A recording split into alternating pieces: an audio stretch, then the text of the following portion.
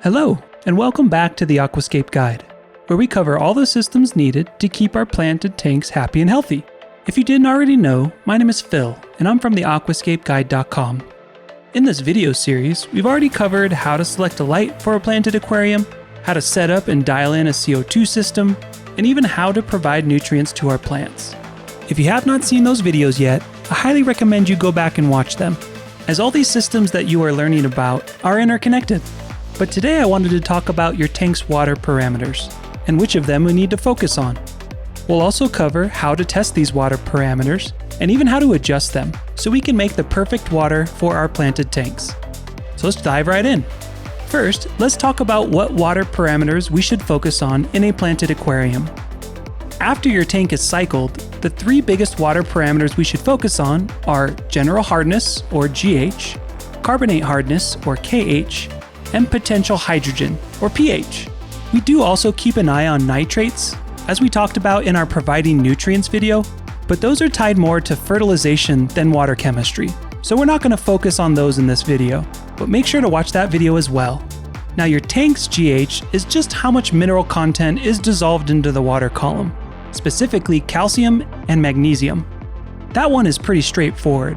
And KH is the measurement of carbonates and bicarbonates that are dissolved into the water column. Carbonates not only increase the carbonate hardness, or KH, but can also increase your pH. But more on that later when we talk about adjusting these parameters. So that leads us to, how do we test our tank's water parameters? We really like API's liquid titration kits. However, we would not suggest buying the test strips, as those are less accurate and a little vague when providing results. API sells a combined GH-KH test kit where we can test both parameters in one kit. It sure makes testing easy. API also sells a pH test kit, but that's a separate product. We'll put a link to all these products in the description below. Now, API's test kit gives us a GH and KH reading in degrees. We like to stick with degrees as a measurement of hardness over parts per million. The numbers are a lot lower and simply easier for us to remember. We'll talk more about this later. To test your GH with one of these test kits, you fill up the vial that API has provided with tank water to the designated line, and then add a single drop at a time, shaking the vial with the lid on between drops. Don't use your fingers, as they're probably dirty. The water in the vial will change from a yellow color to a green color. Once the water turns green, you stop. The total number of drops it takes to change the water from yellow to green is the degrees of hardness your tank water is. For example, if it took 12 drops to turn the water in the vial green, you have a GH of 12 degrees. Pretty simple, huh? It's the same process for testing your KH, but the tank water in the vial will change from blue to yellow in this test. And like the GH test kit, if it took 8 drops to turn your water in the vial yellow, your tank's water has a KH of 8 degrees. Some even say 8 DKH, or just a KH of 8. Now, what if the test kit you have access to only shows parts per million, or ppms? It's okay if it does. The numbers are just a lot larger and a little more random. If you want to convert your test kit's part per million reading to degrees, you divide the parts per million value by 17.9, and that gives you degrees. For example, if your test kit gives you a GH reading of 214.8 parts per million, and you want to know how many degrees that is, you divide the 214.8 by 17.9. That gives us a GH of 12. Again, parts per million is totally a valid way to measure hardness, but most people talk about hardness in degrees. But use whatever test kits you have access to, and whatever is easiest for you to understand. So now that we know how to test our water, what should our water parameters be? Well, this all depends on what kind of planted tank you're wanting to keep.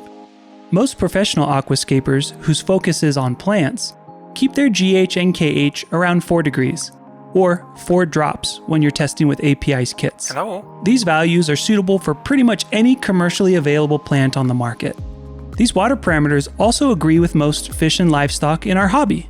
However, there are livestock that need a very specific GH, KH, and/or pH. So you need to do your research and make sure you are providing an environment that your livestock can thrive in, and let the plants just adjust to the livestock's water parameters. Shrimp are a great example of plants needing to adjust to a livestock's environment. specifically Neocaridina shrimp. P.S. They're really cute. Neocaridina need a GH of around 8 to 12 and a KH of around 3 to 4. If you tried to toss some shrimp into a tank with a GH and KH of 4, they would most likely perish. So again, base your water parameters off your livestock's needs and let your plants adjust to the livestock's environment. If your livestock can thrive in a GH and KH of 4, then adjust your water to those parameters, as your plants and livestock will be super happy. Now you're probably thinking to yourself, how the heck do I adjust my GH and KH?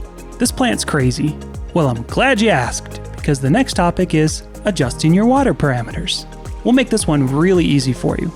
If your GH and KH are too high after testing your tank's water, you'll need to process a water change with RO/DI water. Water that has been ran through an RO/DI unit is stripped of all its minerals and chemicals, leaving us with pure H2O. This also leaves the water at a GH and KH of 0. Because its GH and KH are 0, when we process a water change with it, the RO/DI water will dilute the mineral content in your tank's water, lowering your tank's GH and KH. For example's sake, if your GH is at 10 and your KH is at 16, and you process a 50% water change with RO/DI water, you'll end up with a GH of 5 and a KH of 8 because we've replaced half of the tank's water with RO/DI water, which again has no minerals in it, diluting the tank's mineral content. Pretty cool, huh? Now there are many ways to get your hands on some RO/DI water. You can sometimes purchase it from your local fish store. Grocery markets sell what is called distilled water, which is basically the same thing, or you can buy a little RO/DI unit. We at the Aquascape Guide have used Aquatic Life's RO Buddy with the DI attachment for years now and really love it. It's super inexpensive and hooks up to your sink or hose spigot. It's a great way to get into making your own RO water at home without breaking the bank. Now there are also chemicals that you can buy to lower your KH, like Seachem's acid buffer, but we don't like the idea of using chemicals if we don't have to. If you don't have access to RO/DI water or an RO/DI unit, then chemicals might be your only choice, which is totally fine. We got you. We'll put a link to Seachem's acid buffer in the description below. And unfortunately, there are no chemicals that reduce your water's GH, so the only way to reduce that is with RO/DI water. But let's say we process a water change with RO water and dilute the tank's mineral content a little too much. How does one go about increasing a tank's GH and KH? This process is called remineralization, which is just a fancy way of saying we're adding back the minerals we need. There are a lot of remineralizers out there, but we've always used Seachem Equilibrium to increase our GH. It comes in a powder form, and you can add it directly into your tank while you're waiting for it to fill up. I'll toss a link below as well. So we've got your GH covered, but what about increasing your KH? We achieve this through the use of carbonates or bicarbonates. Bicarbonates, such as sodium bicarbonate or baking soda, increases your KH with very little effect on your pH. Yes, I said baking soda. Don't feel like you need to go out and buy some fancy bottle that raises your KH. Just some plain old Arm & Hammer is fine. Now technically, bicarbonates are not supposed to increase your pH, but we've totally noticed that baking soda raises our pH a smidge. Just something to note. Now if you need to raise your KH and pH by a lot, then go with a carbonate, like calcium carbonate, which is also referred to as crushed coral. Carbonates still increase KH but have a larger effect on pH. Now when testing your water, if your pH is too high, it's generally caused by the carbonates in your water. Test your KH, and you'll probably see that they're a little high. So lowering your KH will also lower your pH. And there you go. It's literally that easy. Some Seachem Equilibrium and some baking soda, and you've got the perfect water parameters. Oh yeah! Now how much of these minerals we are adding back to the water just depends on the amount of water you're remineralizing and or how far you need to raise these values back up. But to give you a ballpark, we found that 1 tablespoon of Equilibrium in a 75-gallon tank was able to raise the tank's GH by 1 degree. And 1 teaspoon of baking soda in a 75-gallon tank will raise the tank's KH by 1 degree as well. You'll just have to play around with the measurements in your tank to get the right amount. Just add a little bit of either and test the water for change. Now there are these fancier remineralizers out there on the market, but they are essentially doing the same thing that Equilibrium and baking soda are. Like Seachem's alkaline buffer is pretty much just baking soda in a fancy bottle. Their SDS just says salts on it, but we speculate you're buying baking soda. A lot of other people swear by salty shrimp mineral GH plus KH. Yeah, it's a mouthful. And this stuff is just GH and KH remineralizer, like Equilibrium and baking soda tossed together in one container in a predetermined ratio. Now, I'm not trying to say these are bad products. Shoot, we love salty shrimp because it's convenient. But at the end of the day, I want you to know how to have individual control over both your water's GH and KH, just in case you need to adjust one without the other. Like, what if you needed to boost your KH but not your GH? You're not going to be able to use something like salty shrimp mineral GH plus KH, because it'll raise both.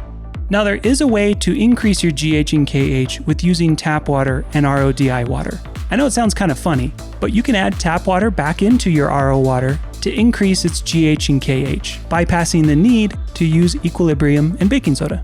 But we have less control going this route and are tied to the mineral content that's in your tap water. For example, if you test your tap water, and let's say it has a GH of 12 and a KH of 8, if you mix half RO water and half tap water, you'll have a GH of 6 and a KH of 4. Cool, huh? Let's say we want to try to get our GH and KH down to a 4 though. That's where things get a little tricky with tap water. We'll have to add enough tap water into the RO to get our highest parameter down to 4, and then raise the lower parameter back up. So using the same example with tap water that is at a GH of 12 and a KH of 8, we'd only add enough tap water to the RO to get our GH up to 4. That would put our KH around 2 to 3, somewhere in there. Then we'd add baking soda, or crushed coral depending on your needs, to get your KH back up to 4. Using tap water is an acceptable way to put minerals back into your water, which is obviously cheaper than buying products. But just know that you're putting back the good as well as the bad minerals and chemicals that are present in our tap water. So if your tap water contains chlorine or chloramines, you'll still need to use a dechlorinator. Also, if there's something funky in your tap water, like H2S or ammonia, you'll be putting that back into the water as well. I bring this up not to discourage you from using tap water, but just something for you to be aware of. Additionally, some people like to use rainwater for their water changes, but there's a risk of pollution from the water passing through pollutants in the air, so we don't really recommend going down this route. Lastly, we need to watch out for designer stones. So stones like dragonstone or Ceres stone, which look awesome, can mess with your aquarium's water parameters, generally increasing GH and KH. You could be doing everything else right, but the stones could be causing your GH and KH to go up in the aquarium. Again, just more things to be mindful of. Well, that's it. That's water parameters in a nutshell. Let's recap. The 3 major parameters you'll be testing for in your tank after it's cycled is your GH, KH, and pH. API and other companies sell liquid titration kits, which are perfect for testing water parameters. Most planted tanks are super happy at a GH and KH of 4, but we suggest adjusting your water's parameters to your livestock's needs and letting the plants adjust to that livestock's environment. If your GH and KH are too high, you need to process water changes with RODI water to dilute it, thus lowering the parameters. If you feel like you want to make your own RO water, we suggest Aquatic Life's RO Buddy, as it's an inexpensive way to get into making RO water. And if you dilute the aquarium water too much and need to increase your GH, use Seachem Equilibrium. If your KH is low and you don't want to increase your pH by very much, use sodium bicarbonate or baking soda. If you need to raise both your KH and your pH, then use a carbonate, like calcium carbonate, or crushed coral as we call it. And most importantly, make sure your canister filter has enough flow to constantly be turning over your water, cleaning out any particulate or organic matter that might be floating around. Oh shoot, we totally haven't talked about filtration. Well hey, I gotta go make some RO water for my next water change. Let's talk about filtration in our next video. Later, scapers.